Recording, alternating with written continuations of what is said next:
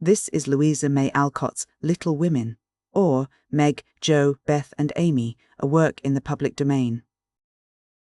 40. The, Valley Ofthe shadow.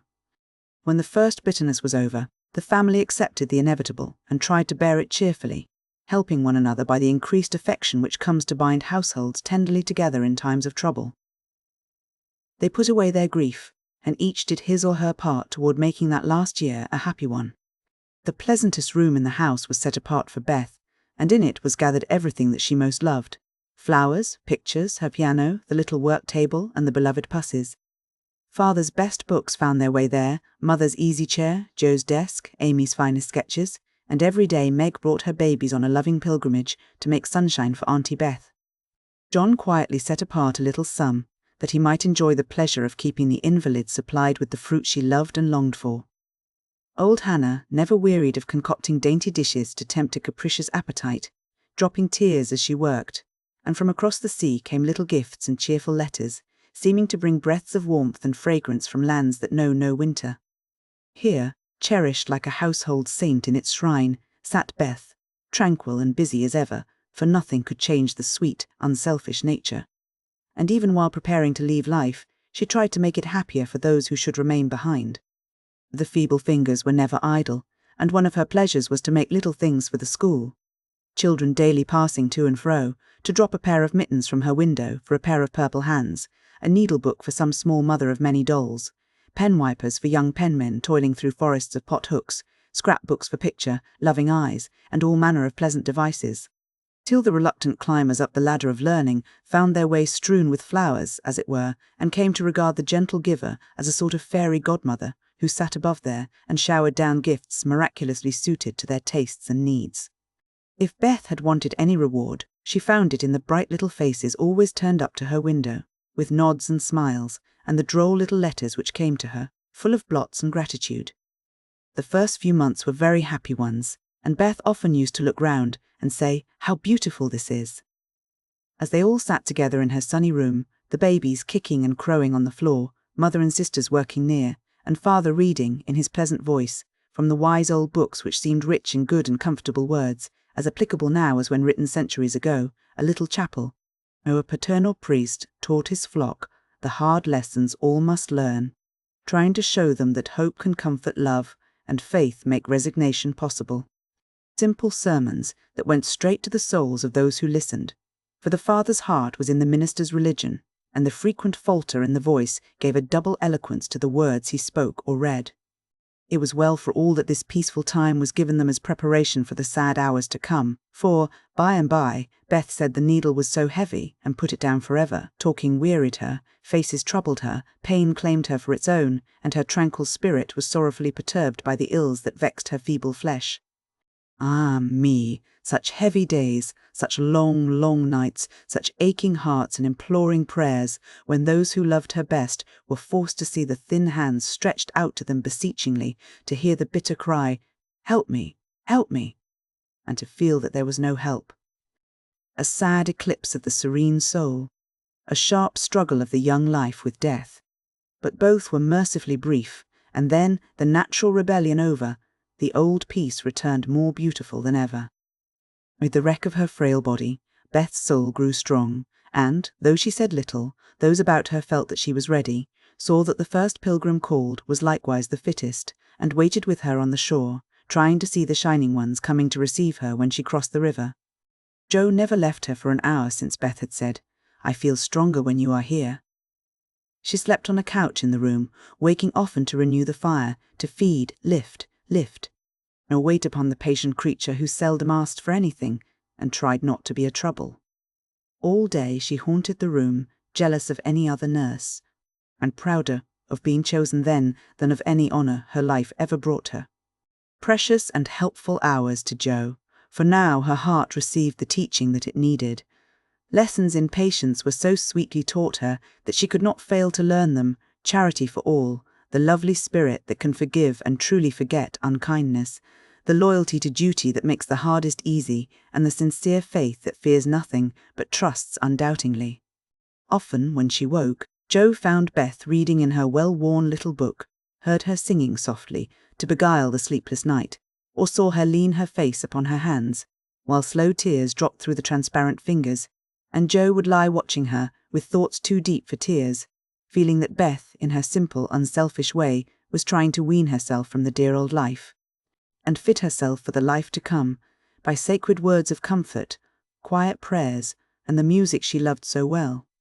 Seeing this did more for Jo than the wisest sermons, the saintliest hymns, the most fervent prayers that any voice could utter, for, with eyes made clear by many tears, and a heart softened by the tenderest sorrow, she recognized the beauty of her sister's life, uneventful, unambitious, yet full of the genuine virtues which smell sweet and blossom in the dust, the self-forgetfulness that makes the humblest on earth remembered soonest in heaven, the true success which is possible to all.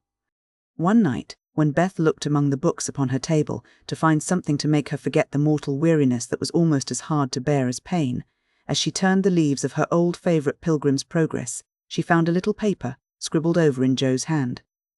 The name caught her eye, and the blurred look of the lines made her sure that tears had fallen on it. "Poor Jo, she's fast asleep, so I won't wake her to ask leave. She shows me all her things, and I don't think she'll mind if I look at this," thought Beth, with a glance at her sister, who lay on the rug, with the Toms beside her, ready to wake up the minute the log fell apart. "Beth, sitting patient in the shadow till the blessed light shall come, a serene and saintly presence sanctifies our troubled home. Earthly joys and hopes and sorrows break like ripples on the strand of the deep and solemn river where her willing feet now stand. O my sister, passing from me out of human care and strife, leave me, as a gift, those virtues which have beautified your life. Dear, bequeath me that great patience which has power to sustain a cheerful, uncomplaining spirit in its prison house of pain. Give me, for I need it sorely, of that courage, wise and sweet, which has made the path of duty green beneath your willing feet. Give me that unselfish nature, that with charity divine can pardon wrong for love's dear sake. Meek heart, forgive me mine. Thus our parting daily loseth something of its bitter pain, and while learning this hard lesson, my great loss becomes my gain. For the touch of grief will render my wild nature more serene, give to life new aspirations, a new trust in the unseen. Henceforth, safe across the river, I shall see forevermore a beloved household spirit waiting for me on the shore. A hope and faith, born of my sorrow, guardian angels shall become, and the sister gone before me by their hands shall lead me home." And blurred and blotted, faulty and feeble, as the lines were, they brought a look of inexpressible comfort to Beth's face, for her one regret had been that she had done so little, and this seemed to assure her that her life had not been useless, that her death would not bring the despair she feared. As she sat with the paper folded between her hands, the charred log fell asunder. Jo started up, revived the blaze, and crept to the bedside, hoping Beth slept. "Not asleep, but so happy, dear. See, I found this and read it. I knew you wouldn't care. Have I been all that to you, Jo?" she asked with wistful, humble earnestness. "Oh, Beth, so much, so much," and Jo's head went down upon the pillow beside her sister's. "Then I don't feel as if I'd wasted my life. I'm not so good as you make me, but I have tried to do right, and now, when it's too late to begin even to do better, it's such a comfort to know that someone loves me so much and feels as if I'd help them. More than anyone in the world, Beth. I used to think I couldn't let you go, but I'm learning to feel that I don't lose you, that you'll be more to me than ever, and death can't part us, though it seems to. I know it cannot, and I don't fear it any longer, for I'm sure I shall be your Beth still, to love and help you more than ever. You must take my place, Jo, and be everything to father and mother when I'm gone. They will turn to you, don't fail them.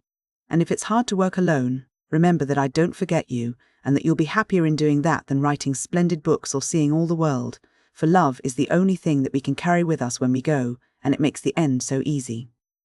"I'll try, Beth." And then and there Jo renounced her old ambition, pledged herself to a new and better one, acknowledging the poverty of other desires, and feeling the blessed solace of a belief in the immortality of love. So the spring days came and went, the sky grew clearer, the earth greener, the flowers were up fair and early, and the birds came back in time to say good-bye to Beth, who, like a tired but trustful child, clung to the hands that had led her all her life, as father and mother guided her tenderly through the valley of the shadow and gave her up to God. Seldom, except in books, do the dying utter memorable words, see visions, or depart with beatified countenances, and those who have sped many parting souls know that to most the end comes as naturally and simply as sleep. As Beth had hoped, the tide went out easily, and in the dark hour before the dawn, on the bosom where she had drawn her first breath, she quietly drew her last, with no farewell but one loving look, one little sigh. With tears and prayers and tender hands, mother and sisters made her ready for the long sleep that pain would never mar again, seeing with grateful eyes the beautiful serenity that soon replaced the pathetic patience that had wrung their hearts so long, and feeling, with reverent joy, that to their darling death was a benignant angel, not a phantom full of dread. When morning came, for the first time in many months the fire was out, Joe's place was empty, and the room was very still. But a bird sang blithely on a budding bough, close by. The snowdrops blossomed freshly at the window, and the spring sunshine streamed in like a benediction over the placid face upon the pillow. A face so full of painless peace that those who loved it best smiled through their tears, and thanked God that Beth was well at last. 41. Learning to forget. Amy's lecture did Laurie good, though of course he did not own it till long afterward. Men seldom do, for when women are the advisers, the lords of creation don't take the advice till they have persuaded themselves that it is just what they intended to do. Then they act upon it, and, if it succeeds, they give the weaker vessel half the credit of it. If it fails, they generously give her the whole. Laurie went back to his grandfather, and was so dutifully devoted for several weeks that the old gentleman declared the climate of Nice had improved him wonderfully, and he had better try it again. There was nothing the young gentleman would have liked better, but elephants could not have dragged him back after the scolding he had received.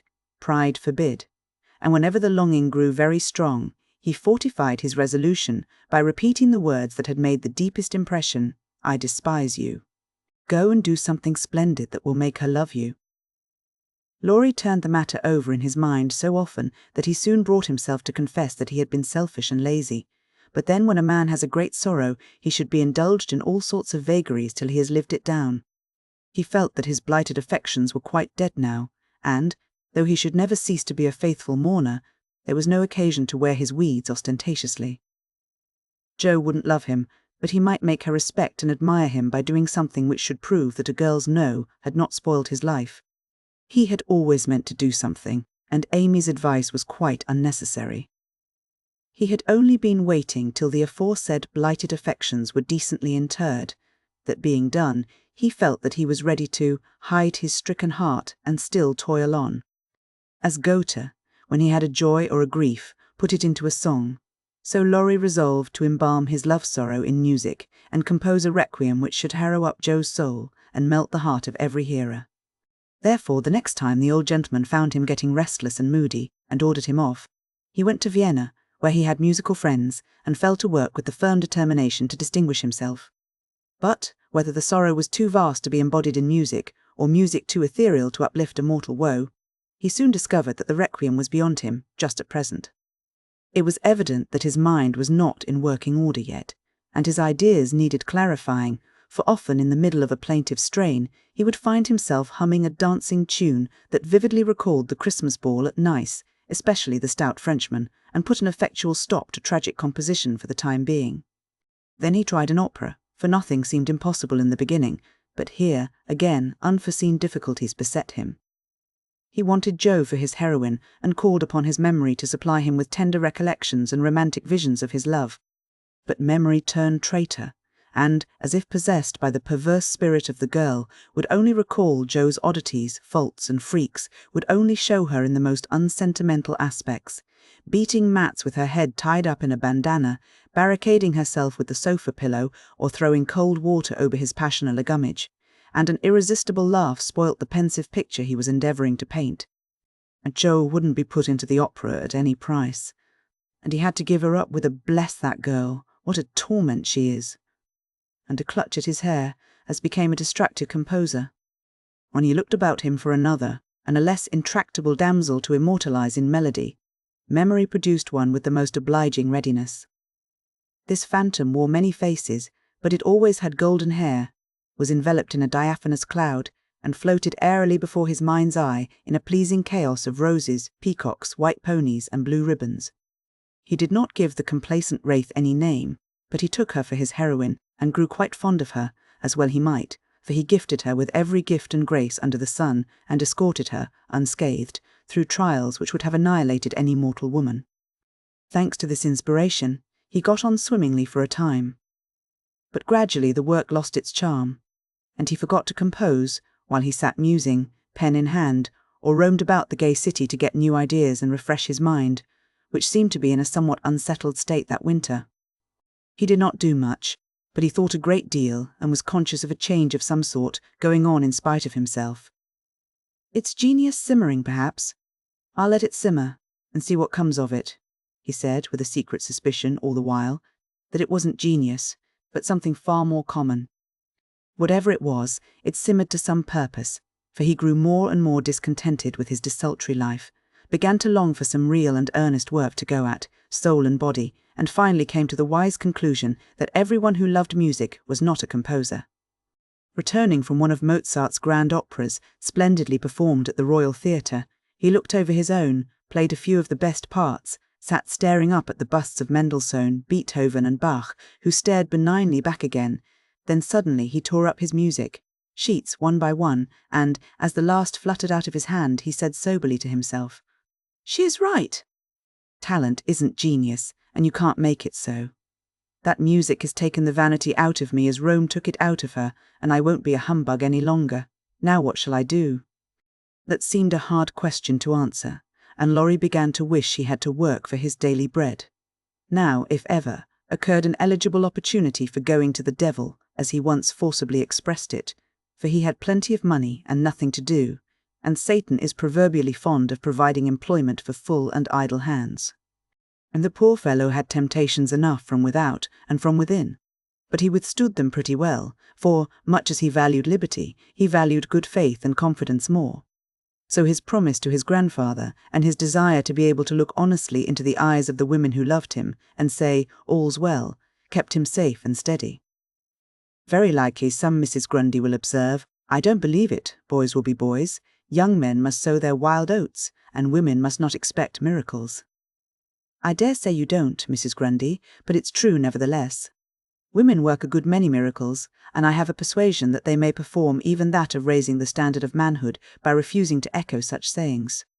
Let the boys be boys, the longer the better, and let the young men sow their wild oats if they must.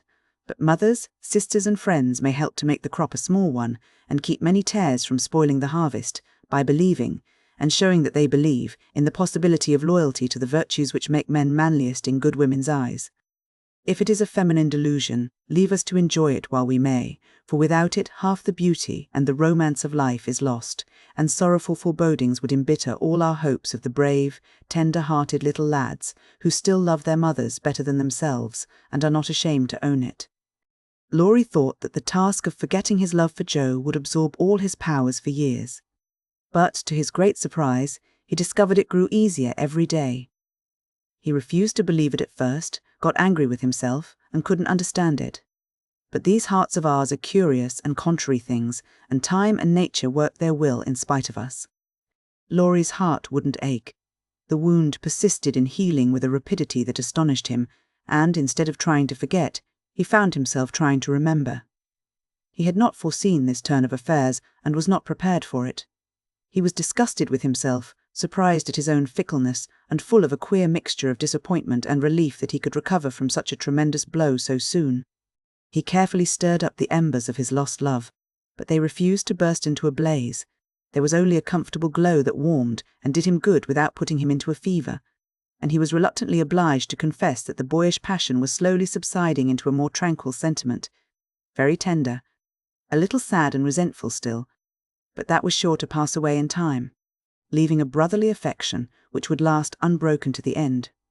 As the word brotherly passed through his mind in one of these reveries, he smiled, and glanced up at the picture of Mozart that was before him. Well, he was a great man, and when he couldn't have one sister he took the other, and was happy. Laurie did not utter the words, but he thought them, and the next instant kissed the little old ring, saying to himself, "No, I won't! I haven't forgotten, I never can. I'll try again, and if that fails, why, then—" Leaving his sentence unfinished, he seized pen and paper and wrote to Jo, telling her that he could not settle to anything while there was the least hope of her changing her mind. Couldn't she, wouldn't she, and let him come home and be happy? While waiting for an answer, he did nothing, but he did it energetically, for he was in a fever of impatience. It came at last, and settled his mind effectually on one point, for Jo decidedly couldn't and wouldn't. She was wrapped up in Beth and never wished to hear the word love again. Then she begged him to be happy with somebody else, but always to keep a little corner of his heart for his loving sister Jo. In a postscript, she desired him not to tell Amy that Beth was worse. She was coming home in the spring, and there was no need of saddening the remainder of her stay. That would be time enough, please God, but Laurie must write to her often and not let her feel lonely, homesick or anxious. So I will at once. Poor little girl, it will be a sad going home for her, I'm afraid. And Laurie opened his desk, as if writing to Amy had been the proper conclusion of the sentence left unfinished some weeks before. But he did not write the letter that day, for, as he rummaged out his best paper, he came across something which changed his purpose. Tumbling about in one part of the desk, among bills, passports, and business documents of various kinds, were several of Jo's letters, and in another compartment were 3 notes from Amy, carefully tied up with one of her blue ribbons, and sweetly suggestive of the little dead roses put away inside. With a half-repentant, half-amused expression, Laurie gathered up all Jo's letters, smoothed, folded, and put them neatly into a small drawer of the desk, stood a minute turning the ring thoughtfully on his finger, then slowly drew it off, laid it with the letters, locked the drawer, and went out to hear High Mass at St. Stephen's, feeling as if there had been a funeral, and though not overwhelmed with affliction. This seemed a more proper way to spend the rest of the day than in writing letters to charming young ladies. The letter went very soon, however, and was promptly answered, for Amy was homesick, and confessed it in the most delightfully confiding manner.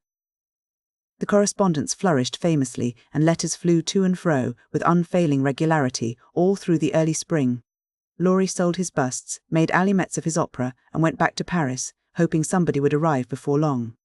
He wanted desperately to go to Nice, but would not till he was asked, and Amy would not ask him, for just then she was having little experiences of her own, which made her rather wish to avoid the quizzical eyes of our boy.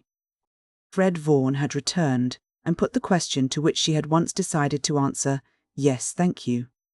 But now she said, "No, thank you," kindly but steadily, for when the time came her courage failed her, and she found that something more than money and position was needed to satisfy the new longing that filled her heart so full of tender hopes and fears. The words, "Fred is a good fellow, but not at all the man I fancied you would ever like," and Laurie's face when he uttered them kept returning to her as pertinaciously as her own did when she said in look, if not in words, "I shall marry for money." It troubled her to remember that now she wished she could take it back, it sounded so unwomanly. She didn't want Laurie to think her a heartless, worldly creature. She didn't care to be a queen of society now half so much as she did to be a lovable woman. She was so glad he didn't hate her for the dreadful things she said, but took them so beautifully, and was kinder than ever. His letters were such a comfort, for the home letters were very irregular, and were not half so satisfactory as his when they did come. It was not only a pleasure, but a duty to answer them, for the poor fellow was forlorn and needed petting, since Jo persisted in being stony-hearted. She ought to have made an effort and tried to love him. It couldn't be very hard. Many people would be proud and glad to have such a dear boy care for them, but Jo never would act like other girls, so there was nothing to do but be very kind and treat him like a brother. If all brothers were treated as well as Laurie was at this period, they would be a much happier race of beings than they are. Amy never lectured now. She asked his opinion on all subjects. She was interested in everything he did, made charming little presents for him, and sent him 2 letters a week, full of lively gossip, sisterly confidences, and captivating sketches of the lovely scenes about her. As few brothers are complimented by having their letters carried about in their sisters' pockets, read and reread diligently, cried over when short, kissed when long, and treasured carefully, we will not hint that Amy did any of these fond and foolish things. But she certainly did grow a little pale and pensive that spring, lost much of her relish for society, and went out sketching alone a good deal. She never had much to show when she came home, but was studying nature, I dare say, while she sat for hours, with her hands folded, on the terrace at Valrosa, or absently sketched any fancy that occurred to her. A stalwart knight carved on a tomb, a young man asleep in the grass, with his hat over his eyes, or a curly-haired girl in gorgeous array, promenading down a ballroom on the arm of a tall gentleman, both faces being left a blur according to the last fashion in art, which was safe but not altogether satisfactory. Her aunt thought that she regretted her answer to Fred, and, finding denials useless and explanations impossible, Amy left her to think what she liked, taking care that Laurie should know that Fred had gone to Egypt.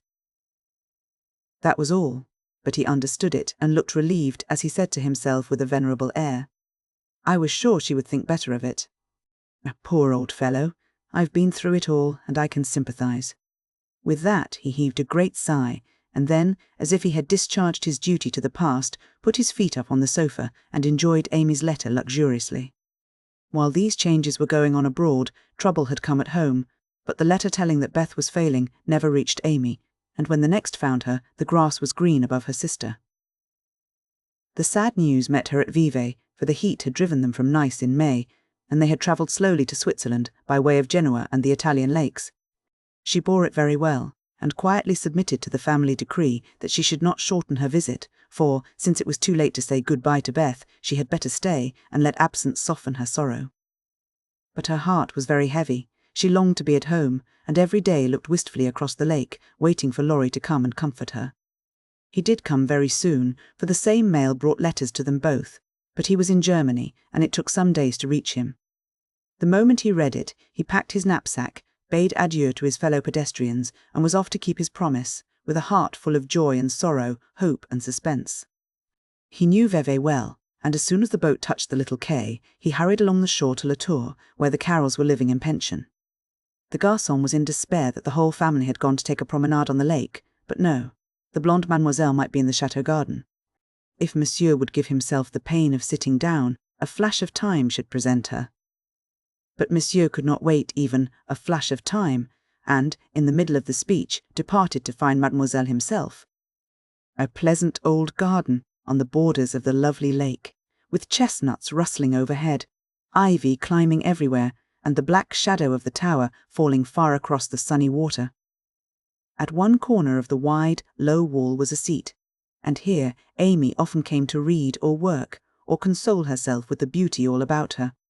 She was sitting here that day, leaning her head on her hand, with a homesick heart and heavy eyes, thinking of Beth, and wondering why Laurie did not come.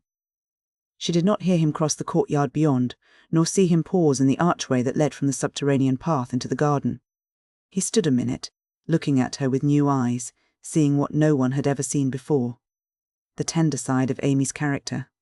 Everything about her mutely suggested love and sorrow, the blotted letters in her lap, the black ribbon that tied up her hair, the womanly pain and patience in her face. Even the little ebony cross at her throat seemed pathetic to Laurie, for he had given it to her, and she wore it as her only ornament.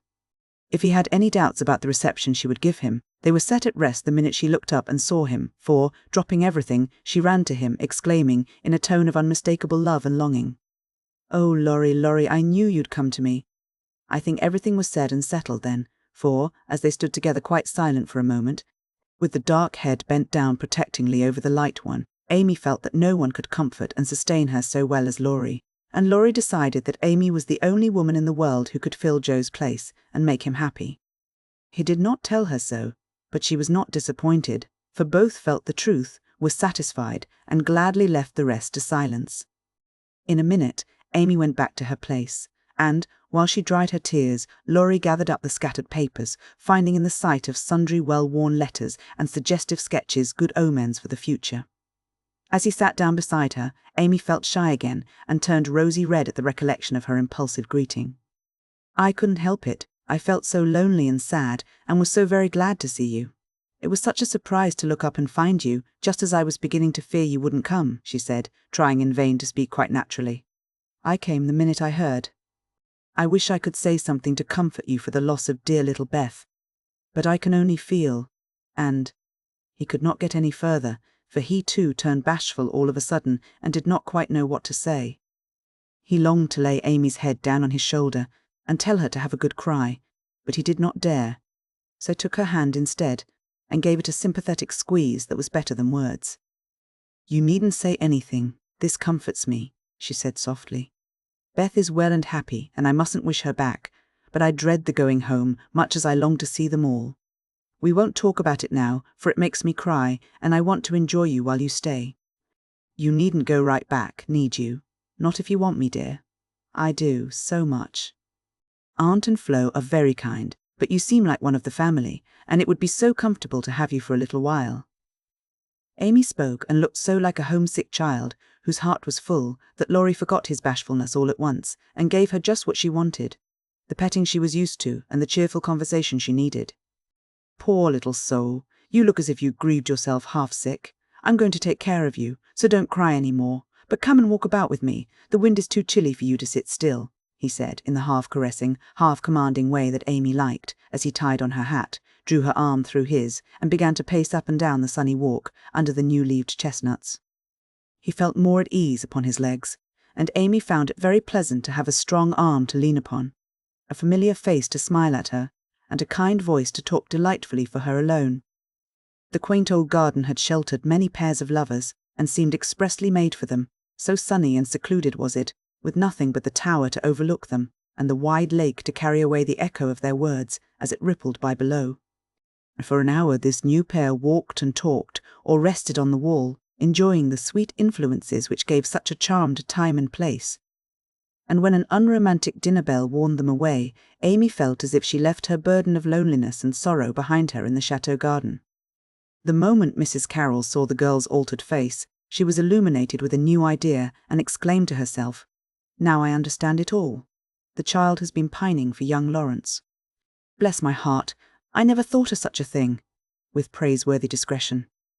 The good lady said nothing and betrayed no sign of enlightenment, but cordially urged Laurie to stay and begged Amy to enjoy his society, for it would do her more good than so much solitude. Amy was a model of docility, and, as her aunt was a good deal occupied with Flo, she was left to entertain her friend, and did it with more than her usual success. At Nice, Laurie had lounged and Amy had scolded. At Vevey, Laurie was never idle, but always walking, riding, boating, or studying, in the most energetic manner, while Amy admired everything he did and followed his example as far and as fast as she could. He said the change was owing to the climate, and she did not contradict him, being glad of a like excuse for her own recovered health and spirits. The invigorating air did them both good, and much exercise worked wholesome changes in minds as well as bodies. They seemed to get clearer views of life and duty up there among the everlasting hills. The fresh winds blew away desponding doubts, delusive fancies, and moody mists. The warm spring sunshine brought out all sorts of aspiring ideas, tender hopes, and happy thoughts. The lake seemed to wash away the troubles of the past, and the grand old mountains to look benignly down upon them, saying, "Little children, love one another." In spite of the new sorrow, it was a very happy time, so happy that Laurie could not bear to disturb it by a word. It took him a little while to recover from his surprise at the rapid cure of his first, and, as he had firmly believed, his last and only love. He consoled himself for the seeming disloyalty by the thought that Joe's sister was almost the same as Joe's self, and the conviction that it would have been impossible to love any other woman but Amy so soon and so well. His first wooing had been of the tempestuous order, and he looked back upon it as if through a long vista of years, with a feeling of compassion blended with regret. He was not ashamed of it, but put it away as one of the bitter-sweet experiences of his life, for which he could be grateful when the pain was over. His second wooing he resolved should be as calm and simple as possible. There was no need of having a scene, hardly any need of telling Amy that he loved her. She knew it without words, and had given him his answer long ago. It all came about so naturally that no one could complain, and he knew that everybody would be pleased, even Joe.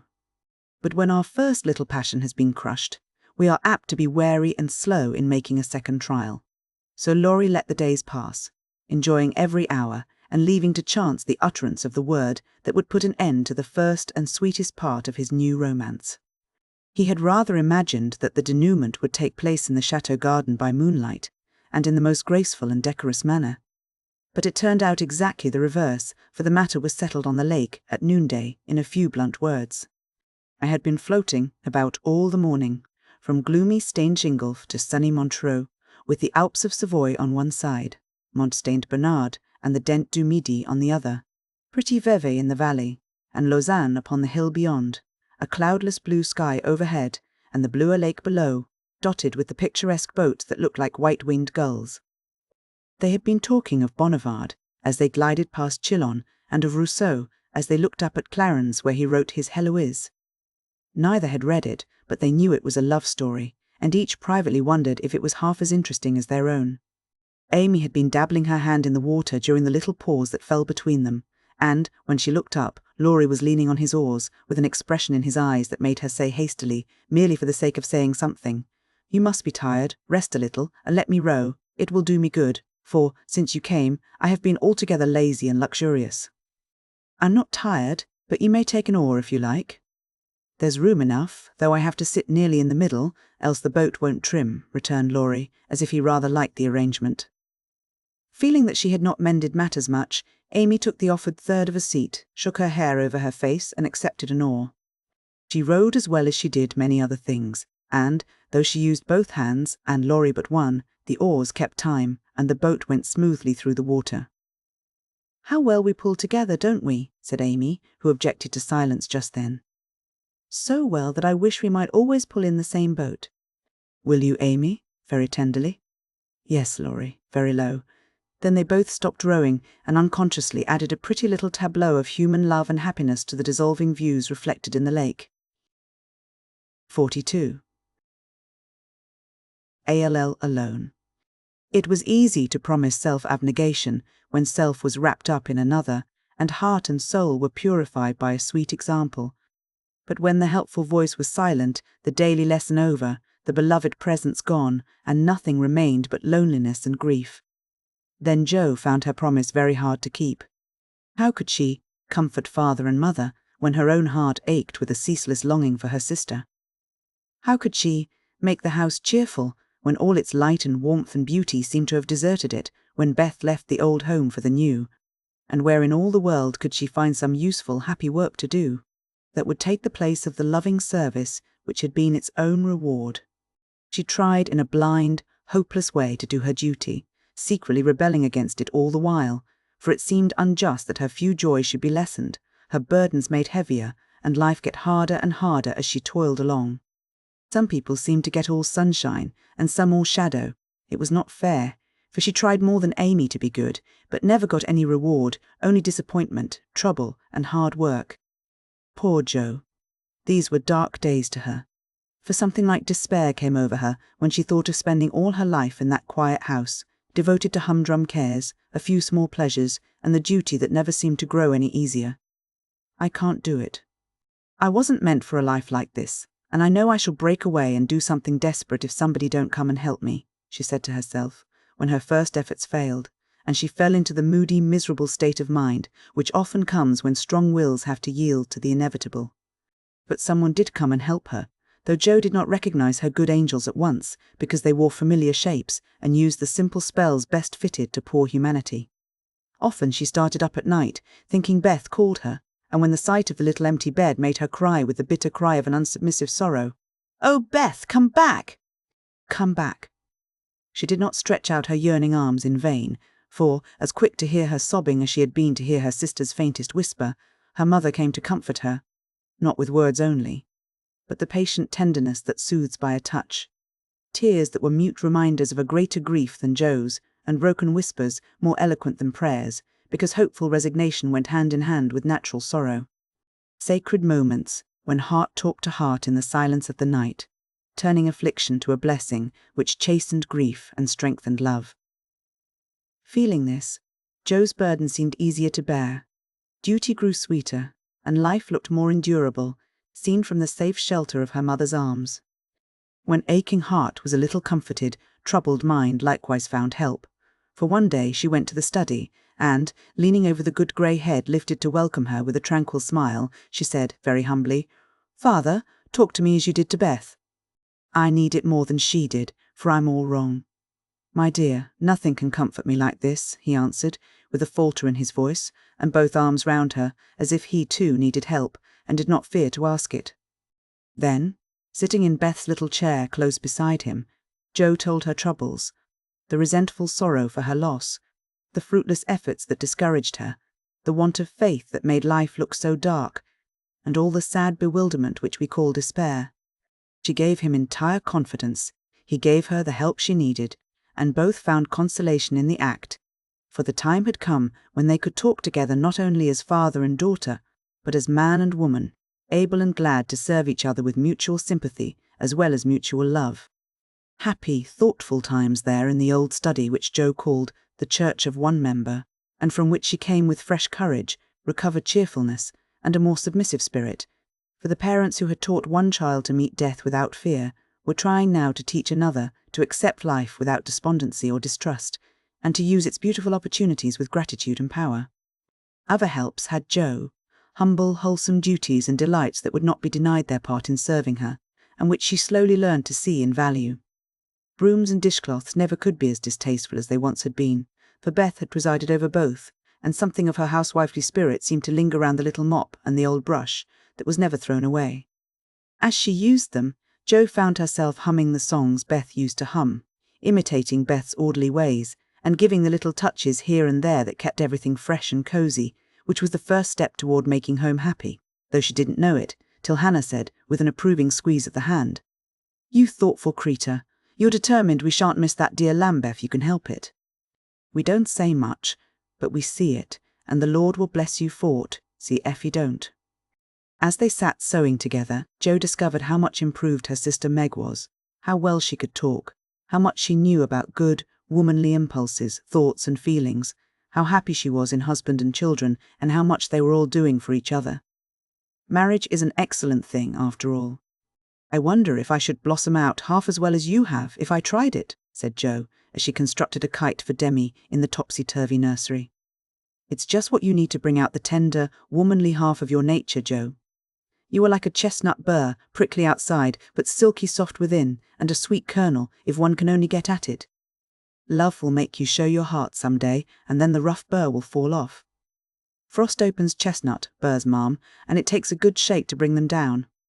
"Boys go nutting, and I don't care to be bagged by them," returned Jo, pasting away at the kite which no wind that blows would ever carry up, for Daisy had tied herself on as a bob.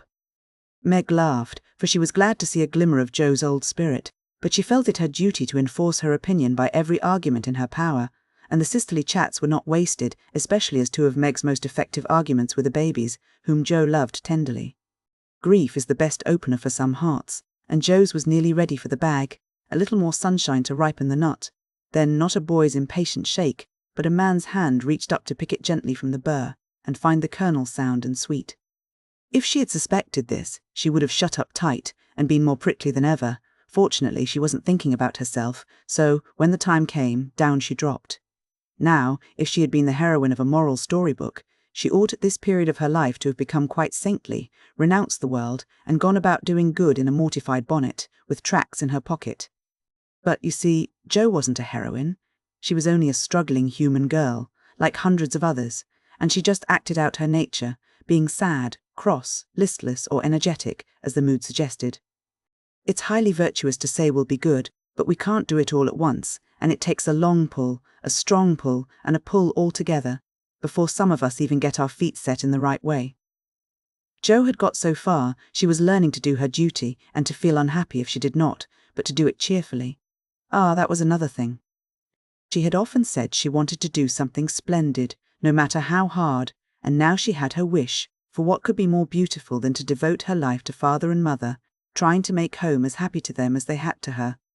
And, if difficulties were necessary to increase the splendor of the effort, what could be harder for a restless, ambitious girl than to give up her own hopes, plans, and desires, and cheerfully live for others?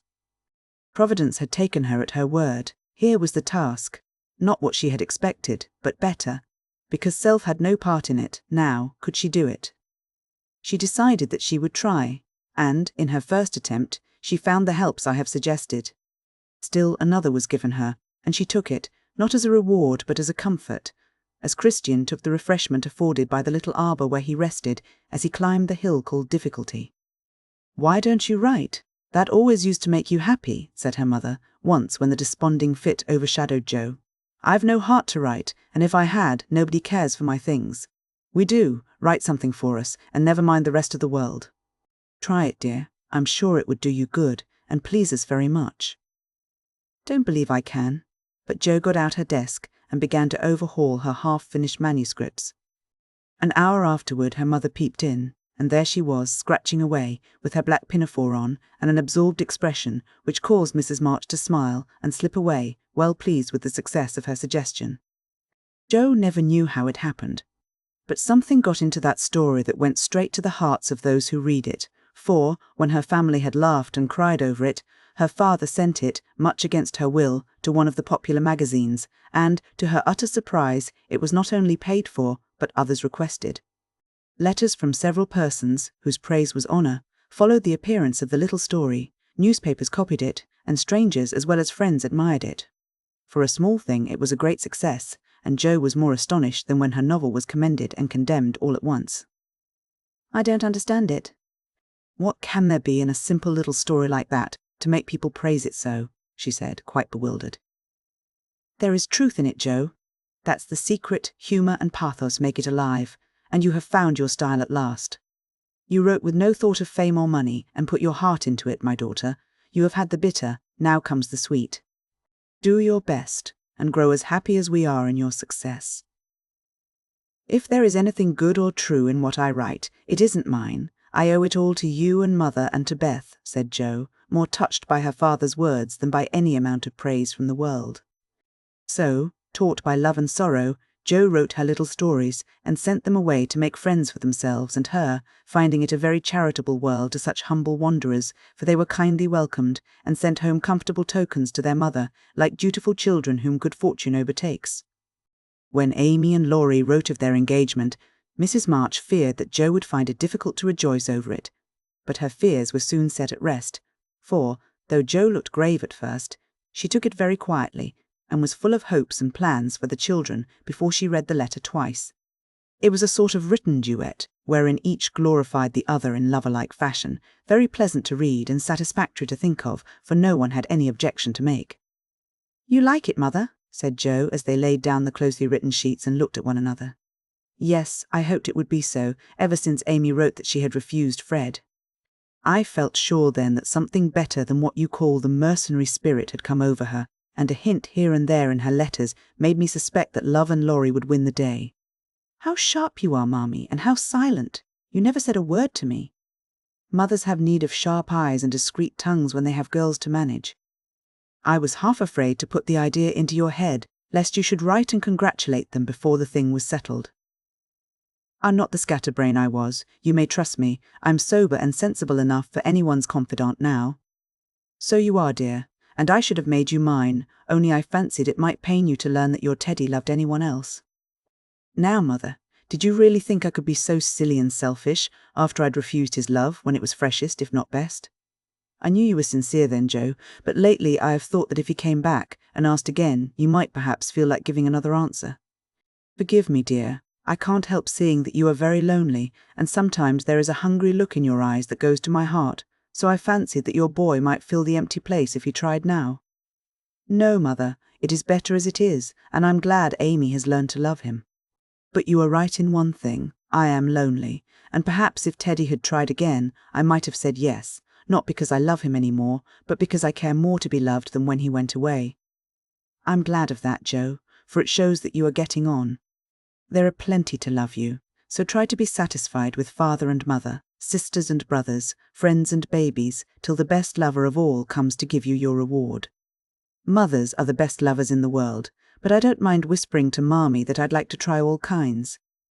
It's very curious, but the more I try to satisfy myself with all sorts of natural affections, the more I seem to want. I'd no idea hearts could take in so many. Mine is so elastic, it never seems full now, and I used to be quite contented with my family. I don't understand it." "I do," and Mrs. March smiled her wise smile as Jo turned back the leaves to read what Amy said of Laurie. "It is so beautiful to be loved, as Laurie loves me. He isn't sentimental, doesn't say much about it, but I see and feel it in all he says and does, and it makes me so happy and so humble that I don't seem to be the same girl I was. I never knew how good and generous and tender he was till now, for he lets me read his heart, and I find it full of noble impulses and hopes and purposes, and am so proud to know it's mine. He says he feels as if he could make a prosperous voyage now with me aboard as mate, and lots of love for ballast. I pray he may, and try to be all he believes me, for I love my gallant captain with all my heart and soul and might, and never will desert him while God lets us be together. Oh, mother, I never knew how much like heaven this world could be, when two people love and live for one another. And that's our cool, reserved and worldly Amy. Truly, love does work miracles. How very, very happy they must be. And Jo laid the rustling sheets together with a careful hand, as one might shut the covers of a lovely romance which holds the reader fast till the end comes, and he finds himself alone in the work, a day world again. By and by Jo roamed away upstairs, for it was rainy, and she could not walk. A restless spirit possessed her, and the old feeling came again, not bitter as it once was, but a sorrowfully patient wonder why one sister should have all she asked, the other nothing. It was not true, she knew that, and tried to put it away, but the natural craving for affection was strong, and Amy's happiness woke the hungry longing for someone to love with heart and soul, and cling to while God let them be together. Up in the garret, where Jo's unquiet wanderings ended, stood 4 little wooden chests in a row, each marked with its owner's name, and each filled with relics of the childhood and girlhood, ended now for all. Jo glanced into them, and when she came to her own, leaned her chin on the edge and stared absently at the chaotic collection, till a bundle of old exercise books caught her eye. She drew them out, turned them over, and relived that pleasant winter at kind Mrs. Kirk's. She had smiled at first, then she looked thoughtful, next sad, and when she came to a little message written in the professor's hand, her lips began to tremble, the book slid out of her lap, and she sat looking at the friendly words, as if they took a new meaning, and touched a tender spot in her heart. Wait for me, my friend. I may be a little late, but I shall surely come. Oh, if he only would. So kind, so good, so patient with me always, my dear old Fritz. I didn't value him half enough when I had him, but now, how I should love to see him, for everyone seems going away from me, and I'm all alone. And holding the little paper fast, as if it were a promise yet to be fulfilled, Jo laid her head down on a comfortable rag-bag and cried, as if in opposition to the rain pattering on the roof. Was it all self-pity, loneliness, or low spirits? Or was it the waking up of a sentiment which had bided its time as patiently as its inspirer? Who shall say? 43. Surprises. Jo was alone in the twilight, lying on the old sofa, looking at the fire and thinking.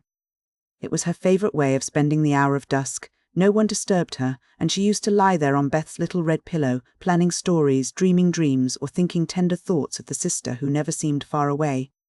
Her face looked tired, grave, and rather sad, for tomorrow was her birthday, and she was thinking how fast the years went by, how old she was getting, and how little she seemed to have accomplished. Almost 25, and nothing to show for it. Jo was mistaken in that. There was a good deal to show, and by she saw, and was grateful for it. An old maid, that's what I'm to be. A literary spinster, with a pen for a spouse, a family of stories for children, and 20 years hence a morsel of fame, perhaps, when, like poor Johnson, I'm old, and can't enjoy it, solitary, and can't share it, independent, and don't need it. Well, I needn't be a sour saint nor a selfish sinner, and, I dare say, old maids are very comfortable when they get used to it, but— and there Jo sighed, as if the prospect was not inviting. It seldom is at first, and 30 seems the end of all things to 5, and 20, but it's not so bad as it looks, and one can get on quite happily if one has something in one's self to fall back upon. At 25, girls begin to talk about being old maids, but secretly resolve that they never will be. At 30, they say nothing about it, but quietly accept the fact, and, if sensible, console themselves by remembering that they have 20 more useful, happy years in which they may be learning to grow old gracefully. Don't laugh at the spinsters, dear girls, for often very tender, tragical romances are hidden away in the hearts that beat so quietly under the sober gowns, and many silent sacrifices of youth, health, ambition, love itself, make the faded faces beautiful in God's sight. Even the sad, sour sisters should be kindly dealt with, because they have missed the sweetest part of life, if for no other reason. And, looking at them with compassion, not contempt, girls in their bloom should remember that they too may miss the blossom time, that rosy cheeks don't last forever, that silver threads will come in the bonny brown hair, and that, by and by, kindness and respect will be as sweet as love and admiration now. Gentlemen, which means boys, be courteous to the old maids, no matter how poor and plain and prim, for the only chivalry worth having is that which is the readiest to pay deference to the old, protect the feeble, and serve womankind, regardless of rank, age, or colour. Just recollect the good aunts who have not only lectured and fussed, but nursed and petted, too often without thanks, the scrapes they have helped you out of, the tips they have given you from their small store, the stitches the patient old fingers have set for you, the steps the willing old feet have taken, and gratefully pay the dear old ladies, the little attentions that women love to receive as long as they live. The bright-eyed girls are quick to see such traits, and will like you all the better for them. And if death, almost the only power that can part mother and son, should rob you of yours, you will be sure to find a tender welcome and maternal cherishing from some Aunt Priscilla, who has kept the warmest corner of her lonely old heart for the best nevy in the world. Jo must have fallen asleep, as I dare say my reader has during this little homily, for suddenly Laurie's ghost seemed to stand before her, a substantial, lifelike ghost, leaning over her with the very look he used to wear when he felt a good deal and didn't like to show it. But, like Jenny in the ballad, she could not think it he, and lay staring up at him in startled silence till he stooped and kissed her. Then she knew him and flew up, crying joyfully, "Oh, my Teddy, oh, my Teddy!" "Dear Jo, you are glad to see me, then?" "Glad? My blessed boy, words can't express my gladness. Where's Amy?" "Your mother has got her down at Meg's. We stopped there, by the way, and there was no getting my wife out of their clutches." "Your what?" cried Jo, for Laurie uttered those two words with an unconscious pride and satisfaction which betrayed him. "Oh, the dickens! Now I've done it," and he looked so guilty that Jo was down upon him like a flash. "You've gone and got married?" "Yes, please, but I never will again," and he went down upon his knees with a penitent clasping of hands and a face full of mischief, mirth, and triumph. "Actually married?" "Very much so, thank you." "Mercy on us! What dreadful thing will you do next?" And Jo fell into her seat with a gasp.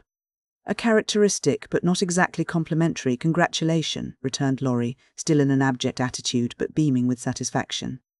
"What can you expect when you take one's breath away, creeping in like a burglar and letting cats out of bags like that? Get up, you ridiculous boy, and tell me all about it. Not a word, unless you let me come in my old place and promise not to barricade." Jo laughed at that as she had not done for many a long day, and patted the sofa invitingly as she said in a cordial tone, "The old pillow is up garret, and we don't need it now, so come and fess, Teddy. How good it sounds to hear you say Teddy. No one ever calls me that but you." And Laurie sat down with an air of great content. "What does Amy call you?" "My lord." "That's like her." "Well, you look it." And Jo's eyes plainly betrayed that she found her boy comelier than ever. A pillow was gone, but there was a barricade nevertheless, a natural one raised by time, absence, and change of heart. Both felt it, and for a minute looked at one another as if that invisible barrier cast a little shadow over them. It was gone directly, however, for Laurie said, with a vain attempt at dignity, "Don't I look like a married man and the head of a family?" "Not a bit, and you never will.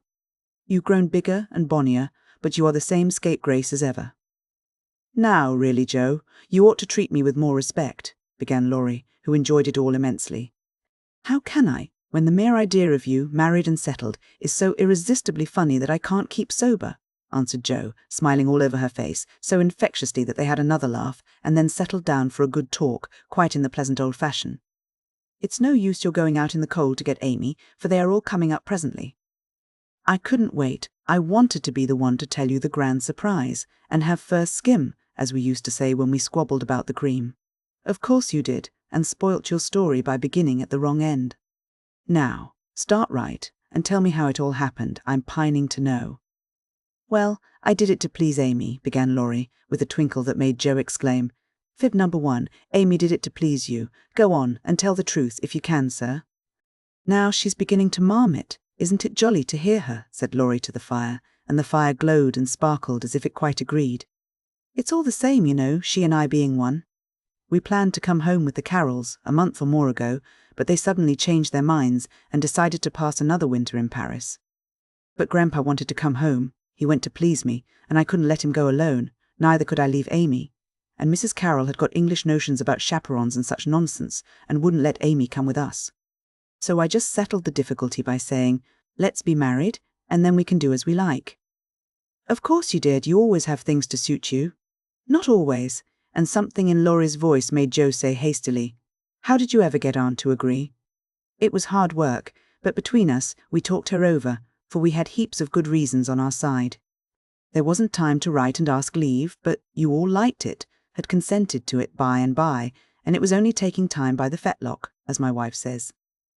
Aren't we proud of those 2 words, and don't we like to say them? Interrupted Joe, addressing the fire in her turn, and watching with delight the happy light it seemed to kindle in the eyes that had been so tragically gloomy when she saw them last. A trifle, perhaps. She's such a captivating little woman, I can't help being proud of her. Well then, Uncle and Aunt were there to play propriety. We were so absorbed in one another, we were of no mortal use apart, and that charming arrangement would make everything easy all round, so we did it. When, where, how? Asked Joe, in a fever of feminine interest and curiosity, for she could not realize it a particle. 6 weeks ago, at the American consul's in Paris, a very quiet wedding, of course, for even in our happiness we didn't forget dear little Beth. Joe put her hand in his as he said that, and Laurie gently smoothed the little red pillow, which he remembered well. "Why didn't you let us know afterward?" asked Joe, in a quieter tone, when they had sat quite still a minute. "We wanted to surprise you. We thought we were coming directly home at first, but the dear old gentleman, as soon as we were married, found he couldn't be ready under a month at least, and sent us off to spend our honeymoon wherever we liked. Amy had once called Valrosa a regular honeymoon home, so we went there, and were as happy as people are but once in their lives. My faith, wasn't it love among the roses?" Laurie seemed to forget Joe for a minute, and Joe was glad of it, for the fact that he told her these things so freely and naturally assured her that he had quite forgiven and forgotten. She tried to draw away her hand, but, as if he guessed the thought that prompted the half-involuntary impulse, Laurie held it fast and said, with a manly gravity she had never seen in him before, "Joe, dear, I want to say one thing, and then we'll put it by forever. As I told you in my letter, when I wrote that Amy had been so kind to me, I never shall stop loving you, but the love is altered, and I have learned to see that it is better as it is. Amy and you changed places in my heart, that's all.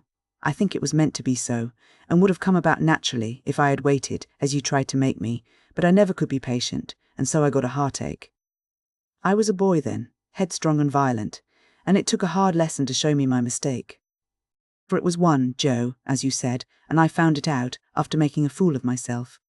Upon my word, I was so tumbled up in my mind, at one time, that I didn't know which I loved best, you or Amy, and tried to love both alike, but I couldn't, and when I saw her in Switzerland, everything seemed to clear up all at once. You both got into your right places, and I felt sure that it was well off with the old love before it was on with the new, that I could honestly share my heart between Sister Joe and wife Amy, and love them both dearly. Will you believe it, and go back to the happy old times when we first knew one another? I'll believe it with all my heart, but, Teddy, we never can be boy and girl again. The happy old times can't come back, and we mustn't expect it. We are man and woman now, with sober work to do, for playtime is over, and we must give up frolicking. I'm sure you feel this. I see the change in you, and you'll find it in me. I shall miss my boy, but I shall love the man as much, and admire him more, because he means to be what I hoped he would. We can't be little playmates any longer, but we will be brother and sister, to love and help one another all our lives, won't we, Laurie?"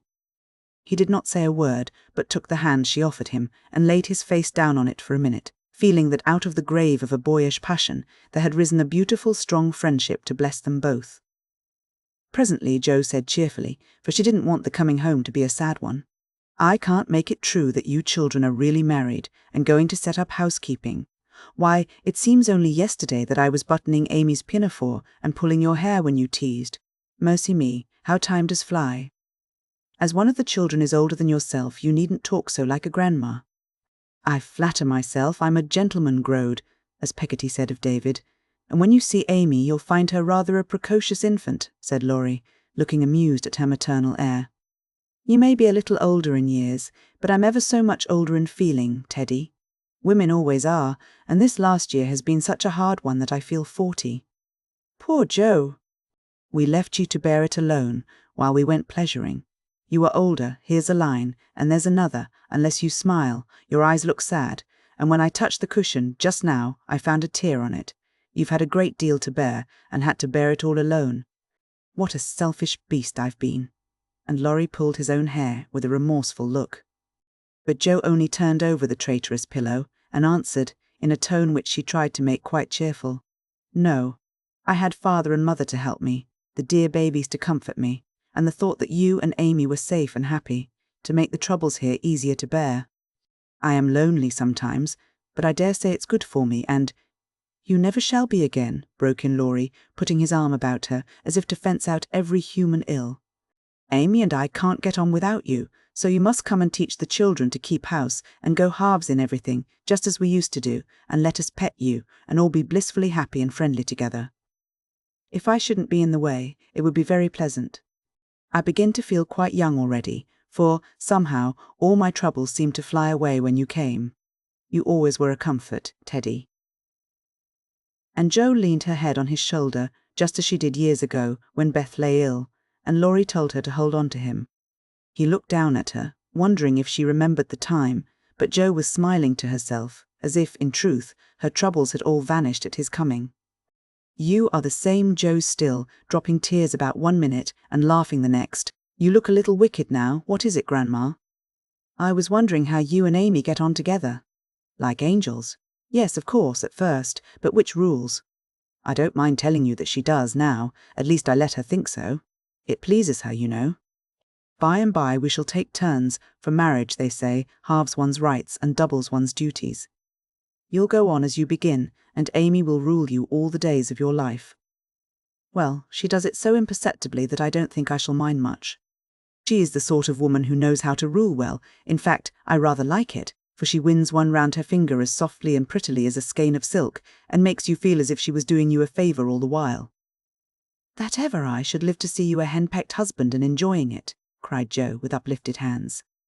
It was good to see Laurie square his shoulders and smile with masculine scorn at that insinuation, as he replied, with his high and mighty air, "Amy is too well bred for that, and I am not the sort of man to submit to it. My wife and I respect ourselves and one another too much ever to tyrannize or quarrel."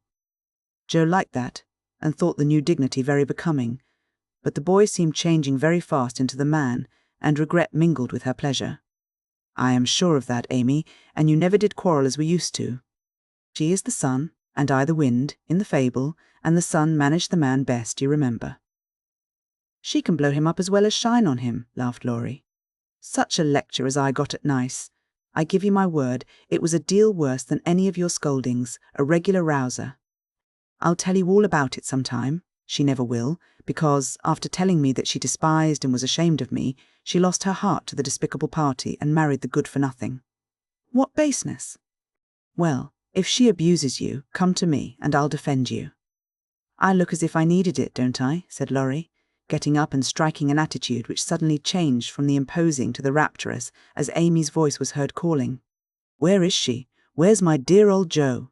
In trooped the whole family, and everyone was hugged and kissed all over again, and, after several vain attempts, the 3 wanderers were set down to be looked at and exulted over. Mr. Lawrence, hale and hearty as ever, was quite as much improved as the others by his foreign tour, for the crustiness seemed to be nearly gone, and the old-fashioned courtliness had received a polish which made it kindlier than ever. It was good to see him beam at "my children," as he called the young pair. It was better still to see Amy pay him the daughterly duty and affection which completely won his old heart, and best of all, to watch Laurie revolve about the two, as if never tired of enjoying the pretty picture they made. The minute she put her eyes upon Amy, Meg became conscious that her own dress hadn't a Parisian air, that young Mrs. Moffat would be entirely eclipsed by young Mrs. Lawrence, and that her ladyship was altogether a most elegant and graceful woman. Joe thought, as she watched the pair, how well they looked together. I was right, and Laurie has found the beautiful, accomplished girl who will become his home better than clumsy old Joe, and be a pride, not a torment to him. Mrs. March and her husband smiled and nodded at each other with happy faces, for they saw that their youngest had done well, not only in worldly things, but the better wealth of love, confidence, and happiness. For Amy's face was full of the soft brightness which betokens a peaceful heart. Her voice had a new tenderness in it, and the cool, prim carriage was changed to a gentle dignity, both womanly and winning. No little affectations marred it, and the cordial sweetness of her manner was more charming than the new beauty or the old grace, for it stamped her at once with the unmistakable sign of the true gentlewoman she had hoped to become. "Love has done much for our little girl," said her mother softly. "She has had a good example before her all her life, my dear," Mr. March whispered back, with a loving look at the worn face and grey head beside him. Daisy found it impossible to keep her eyes off her pitty auntie, but attached herself like a lapdog to the wonderful chatelaine full of delightful charms. Demi paused to consider the new relationship before he compromised himself by the rash acceptance of a bribe, which took the tempting form of a family of wooden bears from Bern. A flank movement produced an unconditional surrender, however, for Laurie knew where to have him. "Young man, when I first had the honour of making your acquaintance, you hit me in the face. Now I demand the satisfaction of a gentleman." And with that, the tall uncle proceeded to toss and tousle the small nephew in a way that damaged his philosophical dignity as much as it delighted his boyish soul. "Blessed if she ain't in silk from head to foot. Ain't it a relish in sight to see her settin' there as fine as a fiddle, and hear folks calling little Amy, miss?" "Lawrence," muttered old Hannah, who could not resist frequent peeks through the slide as she set the table in a most decidedly promiscuous manner. Mercy on us, how they did talk. First one, then the other, then all burst out together, trying to tell the history of 3 years in half an hour. It was fortunate that tea was at hand, to produce a lull and provide refreshment, for they would have been hoarse and faint if they had gone on much longer. Such a happy procession as filed away into the little dining room. Mr. March proudly escorted. Mrs. Lawrence, Mrs. March as proudly leaned on the arm of my son. The old gentleman took Jo, with a whispered, "You must be my girl now," and a glance at the empty corner by the fire that made Jo whisper back with trembling lips, "I'll try to fill her place, sir."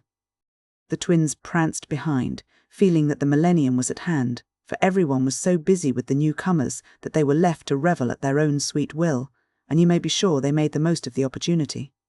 Didn't they steal sips of tea, stuff gingerbread ab libitum, get a hot biscuit apiece, and, as a crowning trespass, didn't they each whisk a captivating little tart into their tiny pockets, there to stick and crumble treacherously, teaching them that both human nature and pastry are frail? Burdened with the guilty consciousness of the sequestered tarts, and fearing that Dodo's sharp eyes would pierce the thin disguise of cambric and merino which hid their booty, the little sinners attached themselves to Drampa, who hadn't his spectacles on. Amy, who was handed about like refreshments, returned to the parlour on Father Lawrence's arm, the others paired off as before, and this arrangement left Jo companionless. She did not mind it at the minute, for she lingered to answer Hannah's eager inquiry. "Will Miss Amy ride in her coupe, and use all them lovely silver dishes that's stored away over yonder? Shouldn't wonder if she drove 6 white horses, ate off gold plate, and wore diamonds and point lace every day." "Teddy thinks nothing too good for her," returned Jo with infinite satisfaction. "No more there is. Will you have hash or fish balls for breakfast?" asked Hannah, who wisely mingled poetry and prose. "I don't care," and Jo shut the door, feeling that food was an uncongenial topic just then. She stood a minute looking at the party vanishing above, and, as Demi's short-played legs toiled up the last stair, a sudden sense of loneliness came over her so strongly that she looked about her with dim eyes, as if to find something to lean upon, for even Teddy had deserted her. If she had known what birthday gift was coming every minute nearer and nearer, she would not have said to herself, "I'll weep a little weep when I go to bed, it won't do to be dismal now." Then she drew her hand over her eyes, for one of her boyish habits was never to know where her handkerchief was, and had just managed to call up a smile when there came a knock at the porch door. She opened it with hospitable haste, and started as if another ghost had come to surprise her, for there stood a tall, bearded gentleman, beaming on her from the darkness like a midnight sun. "Oh, Mr. Bear, I am so glad to see you," cried Jo with a clutch, as if she feared the night would swallow him up before she could get him in. "And I to see Miss Marsh, but no, you have a party." And the Professor paused as the sound of voices and the tap of dancing feet came down to them. "No, we haven't, only the family. My sister and friends have just come home, and we are all very happy. Come in, and make one of us." Though a very social man, I think Mr. Bear would have gone decorously away, and come again another day. But how could he, when Jo shut the door behind him and bereft him of his hat?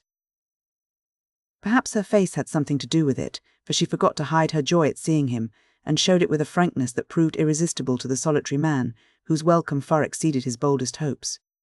"If I shall not be Monsieur de Trop, I will so gladly see them all. You have been ill, my friend?" He put the question abruptly, for, as Jo hung up his coat, the light fell on her face, and he saw a change in it. Not ill, but tired and sorrowful, We have had trouble since I saw you last." "Ah, yes, I know.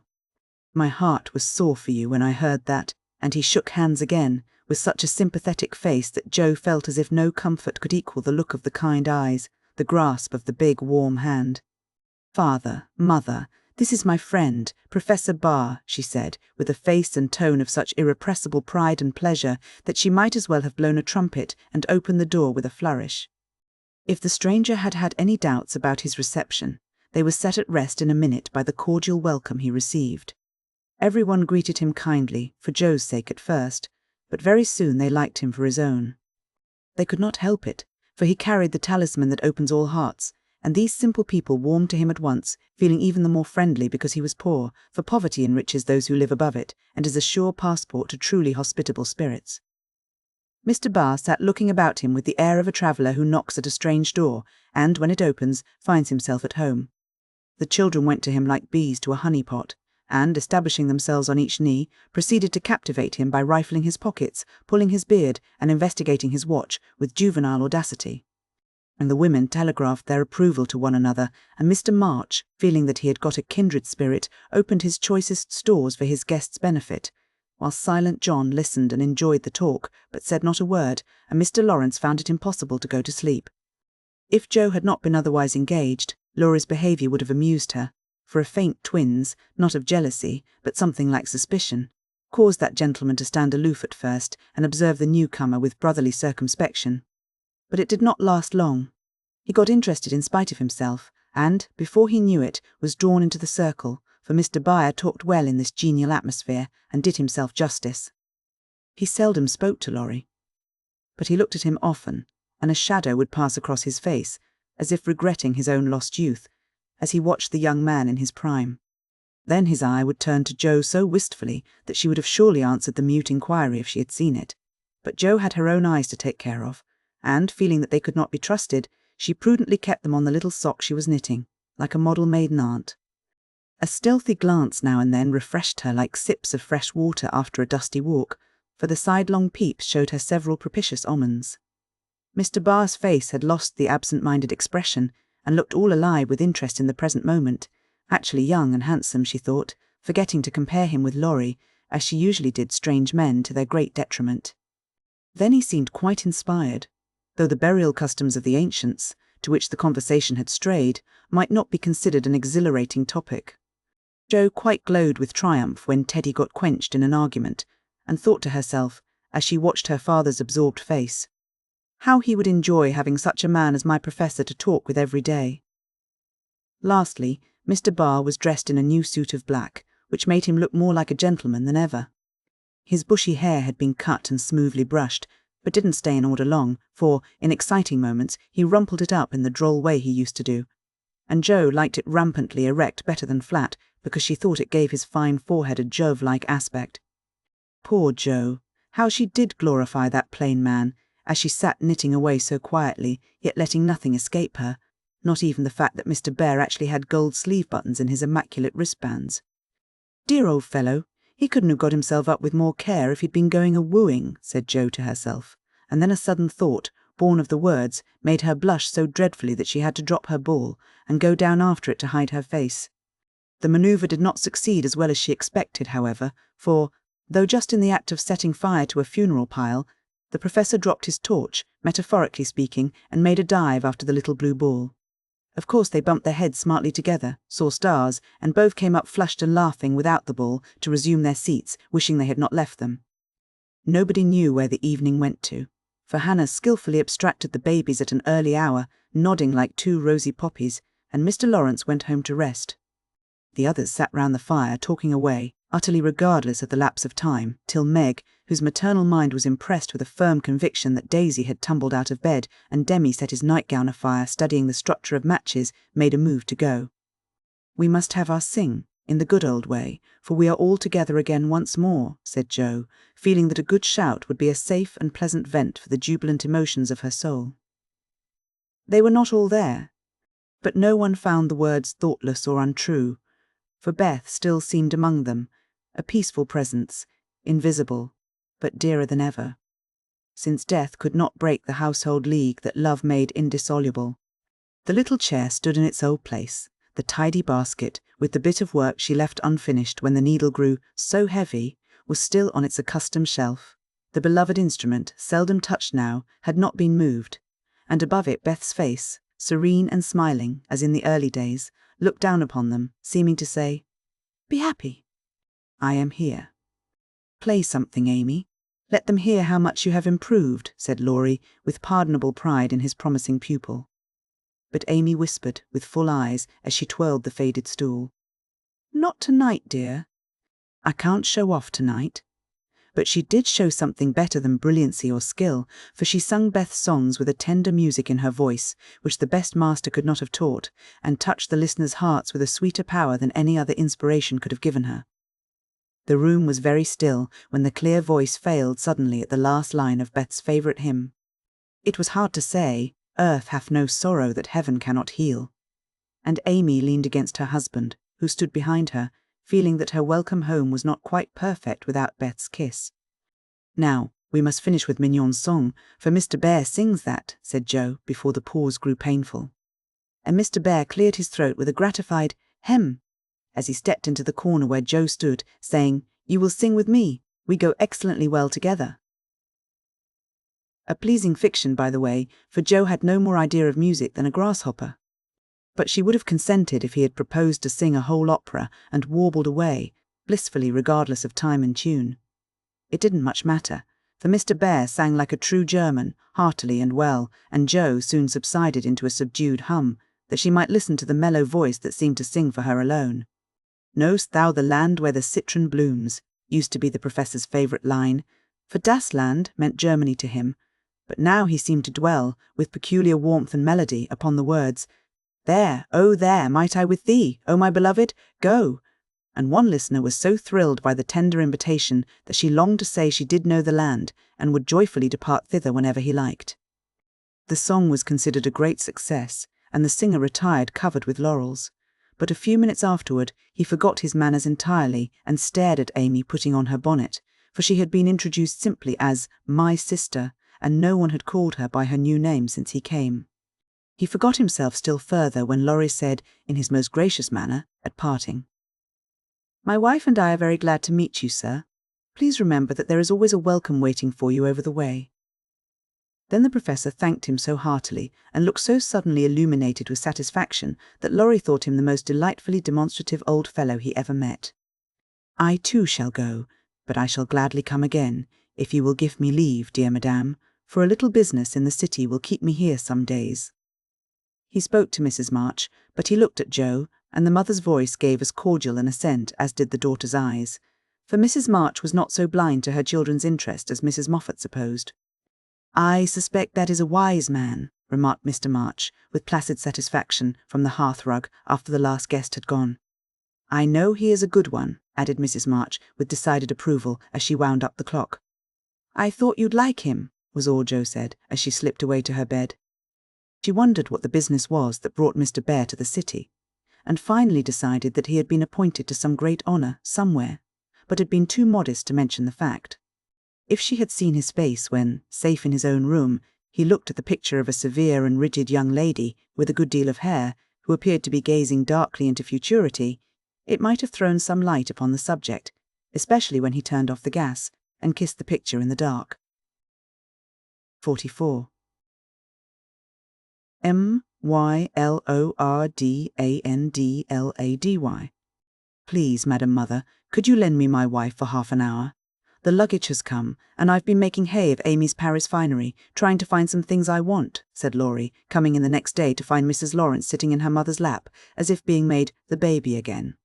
"Certainly. Go, dear, I forget that you have any home but this." And Mrs. March pressed the white hand that wore the wedding ring, as if asking pardon for her maternal covetousness. "I shouldn't have come over if I could have helped it, but I can't get on without my little woman any more than a—" "Weathercock can without wind," suggested Joe, as he paused for a simile. Jo had grown quite her own saucy self again since Teddy came home. "Exactly, for Amy keeps me pointing due west most of the time, with only an occasional whiffle round to the south, and I haven't had an easterly spell since I was married. Don't know anything about the north, but am altogether salubrious and balmy. Hey, my lady?" Lovely weather so far. I don't know how long it will last, but I'm not afraid of storms, for I'm learning how to sail my ship.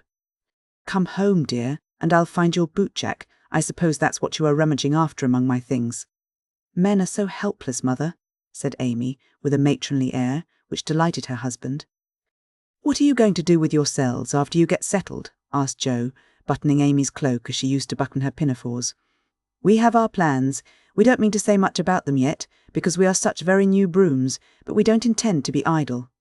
I'm going into business with a devotion that shall delight grandfather and prove to him that I'm not spoilt. I need something of the sort to keep me steady. I'm tired of dawdling and mean to work like a man. And Amy, what is she going to do? Asked Mrs. March, well pleased at Laurie's decision and the energy with which he spoke. After doing the civil all round and airing our best bonnet, we shall astonish you by the elegant hospitalities of our mansion, the brilliant society we shall draw about us, and the beneficial influence we shall exert over the world at large. That's about it, isn't it, Madame Récamier? Asked Laurie, with a quizzical look at Amy. Time will show. Come away, impertinence, and don't shock my family by calling me names before their faces, answered Amy, resolving that there should be a home with a good wife in it before she set up a salon as a queen of society. How happy those children seemed together, observed Mr. March, finding it difficult to become absorbed in his Aristotle after the young couple had gone. Yes, and I think it will last, added Mrs. March, with the restful expression of a pilot who has brought a ship safely into port. I know it will. Happy Amy. And Jo sighed, then smiled brightly as Professor Barr opened the gate with an impatient push. Later in the evening, when his mind had been set at rest about the bootjack, Laurie said suddenly to his wife, who was flitting about, arranging her new art treasures, Mrs. Lawrence. My lord? That man intends to marry our Jo? I hope so, don't you, dear? Well, my love, I consider him a trump, in the fullest sense of that expressive word. But I do wish he was a little younger and a good deal richer. Now, Laurie, don't be too fastidious and worldly-minded. If they love one another, it doesn't matter a particle how old they are, nor how poor. Women never should marry for money.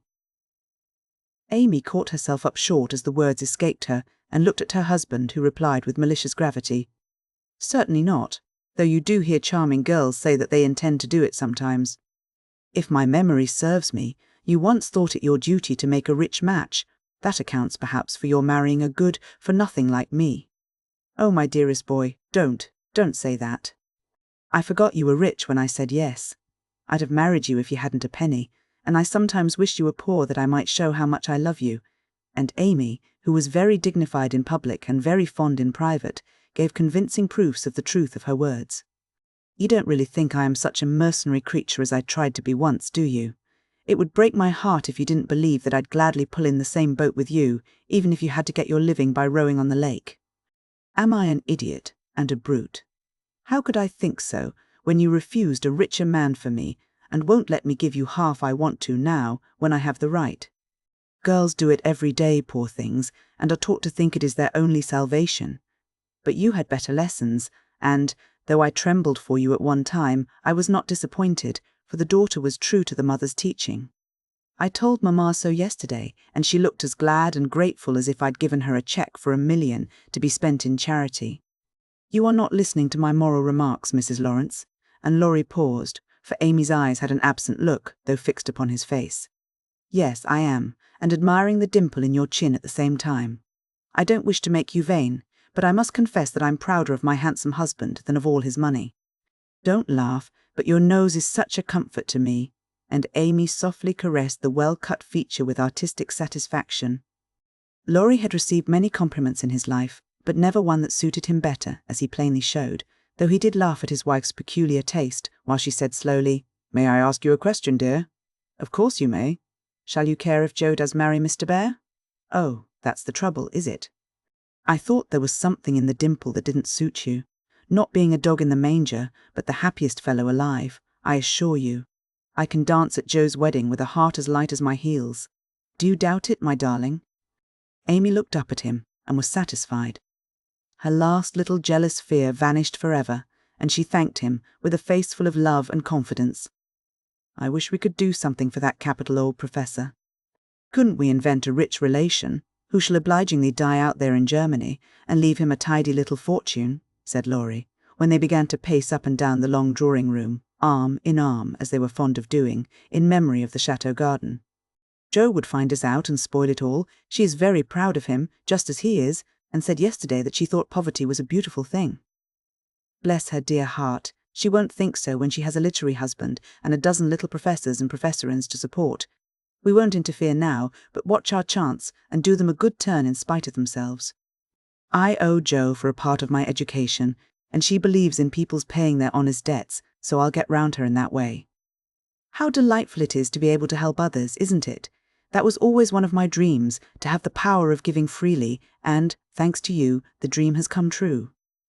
Ah, we'll do quantities of good, won't we? There's one sort of poverty that I particularly like to help. Out beggars get taken care of, but poor gentlefolks fare badly, because they won't ask, and people don't dare to offer charity. Yet there are 1,000 ways of helping them, if one only knows how to do it so delicately that it does not offend. I must say, I like to serve a decayed gentleman better than a blarneying beggar. I suppose it's wrong, but I do, though it is harder. Because it takes a gentleman to do it, added the other member of the Domestic Admiration Society. Thank you, I'm afraid I don't deserve that pretty compliment. But I was going to say that while I was dawdling about abroad, I saw a good many talented young fellows making all sorts of sacrifices and enduring real hardships that they might realize their dreams. Splendid fellows, some of them, working like heroes, poor and friendless, but so full of courage, patience, and ambition that I was ashamed of myself and longed to give them a right good lift. Those are people whom it's a satisfaction to help, for if they've got genius, it's an honor to be allowed to serve them, and not let it be lost or delayed for want of fuel to keep the pot boiling. If they haven't, it's a pleasure to comfort the poor souls and keep them from despair when they find it out. Yes, indeed, and there's another class who can't ask, and who suffer in silence. I know something of it, for I belonged to it before you made a princess of me, as the king does the beggar maid in the old story. Ambitious girls have a hard time, Laurie, and often have to see youth, health, and precious opportunities go by, just for want of a little help at the right minute. People have been very kind to me, and whenever I see girls struggling along, as we used to do, I want to put out my hand and help them, as I was helped. And so you shall, like an angel as you are, cried Laurie, resolving with a glow of philanthropic zeal to found and endow an institution for the express benefit of young women with artistic tendencies. Rich people have no right to sit down and enjoy themselves, or let their money accumulate for others to waste. It's not half so sensible to leave legacies when one dies, as it is to use the money wisely while alive, and enjoy making one's fellow creatures happy with it. We'll have a good time ourselves, and add an extra relish to our own pleasure by giving other people a generous taste. Will you be a little Dorcas, going about emptying a big basket of comforts and filling it up with good deeds? With all my heart, if you will be a brave Stan Martin, stopping, as you ride gallantly through the world, to share your cloak with the beggar. It's a bargain, and we shall get the best of it. So the young pair shook hands upon it, and then paced happily on again, feeling that their pleasant home was more home, like because they hoped to brighten other homes, believing that their own feet would walk more uprightly along the flowery path before them, if they smoothed rough ways for other feet, and feeling that their hearts were more closely knit together by a love which could tenderly remember those less blessed than they.